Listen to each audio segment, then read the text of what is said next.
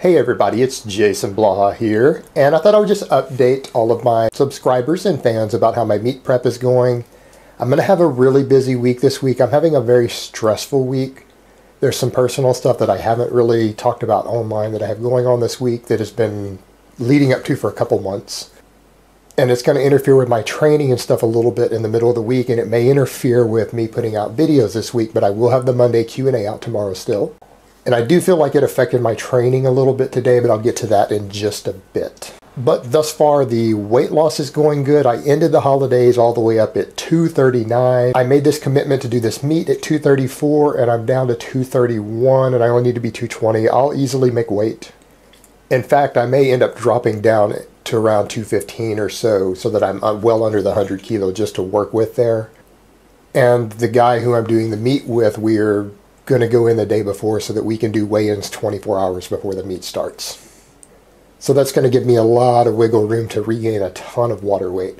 But today in my training was my first day again trying to use a belt, and my squats went great.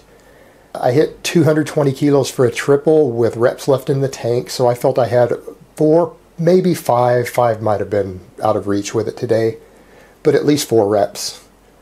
Was definitely doable. It felt good. My stability is so much better. I feel like when I did that couple of months of squatting every single day without a belt and going heavy with it, I feel like that has given me so much core stability now that when I went and did my squats today with a belt, it was just so easy for me to stay upright. I had no butt wink issues. Everything just felt solid like a rock.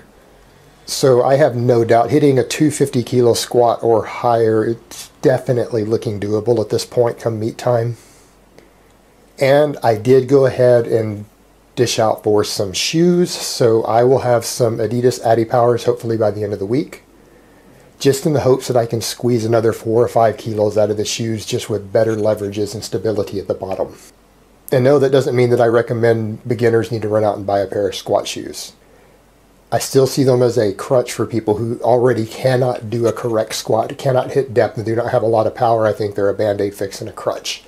But once you have your squat down and your strength base up, if you want to mess with them, that's fine. Particularly if you're going to compete in powerlifting or weightlifting, it's perfectly fine. But I don't think every beginner with a 250-pound squat needs to be running out buying a pair of squat shoes, or even needs to be using a weightlifting belt. I messed with my bench with a bit today. I ended up going wide. A lot of you don't realize when you're watching my videos because of the side that I actually close grip bench press all that stuff, all that flat bench. And all of that incline bench you see me doing, I'm well inside the rings. My grip is about here on those. So I'm almost at a closed grip bench press on that. And I went out wider with my pinkies on the rings today, and I really felt the lockouts were too heavy just doing a work set with 140. So I think I'm going to go ahead and keep my grip in tight and just use a narrow grip. I get better lockouts, better leverages on it, and it just feels easier on my shoulders. I don't get wear and tear on my shoulders the same way I do with a wide grip bench. So I think this is the route I'm going to go. My deadlifts today were just terrible. Absolutely terrible. And I think it was in part, one, due to maybe my central nervous system being a little fatigued from squatting with a little more weight than I have been doing before I deadlift, and me deadlifting only about 10 minutes after I finished squatting. And I'm going to not have to do it that close after a meet, plus the other stress going on that I have has me stressed out a bit.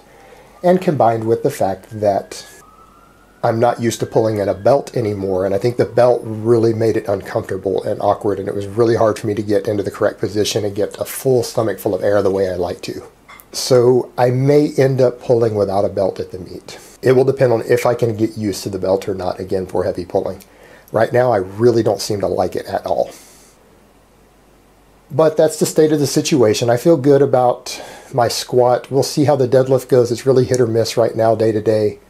So hopefully I can get a really good deadlift. I'll just keep working on the bench and my bench accessories to try to get my bench up respectable. It is clearly the weakest of my 3 lifts. But I think on the squat, I'm going to go in and just crush the squats.